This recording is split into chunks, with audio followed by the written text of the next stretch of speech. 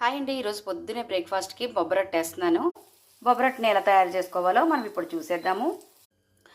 ఒక పావు గ్లాస్ బొబ్బరపప్పు, అరచారడు బియ్యం వేసి రాత్రి నానబెట్టేసుకోవాలి. ఉదయాన్నే చక్కగా కడిగేసుకుని శుభ్రం చేసేసి, పొట్టు ఎక్కువగా ఉందనుకోండి సగం పొట్టు ఉంచేసుకోండి. పొట్టు ఎంత ఉంటే అంతా కూడా ఆరోగ్యానికి మంచిది. పావించి అల్లం ముక్క, ఒక 3 పచ్చిమిర్చి వేసి మెత్తగా ఇలా పేస్ట్ లాగా రుబ్బేసుకోవాలి. ఒక హాఫ్ టీ స్పూన్ పసుపు, 1 టీ స్పూన్ సాల్ట్ వేసేసుకోవాలి. ఒకసారి బాగా కలిపేసుకోండి. ఇలా గడిజారుగా రుబ్బుకుంటే సరిపోతుంది. చూడండి, ఇడ్లీ రుబ్బులాగా కలుపుకోవాలి, మరి పల్చగా కలుపుకోవద్దు. ఇప్పుడు గరిటెతోటి 2 గరిటెల రుబ్బుని పెనం మీద వేసేసుకొని దోశలాగా వేసేసుకోవాలి. దీనిపైన కొంచెం జీలకర్ర చల్లేసి సన్నగా తరిగిన ఉల్లిపాయ ముక్కలు కూడా వేసేసుకోవాలి.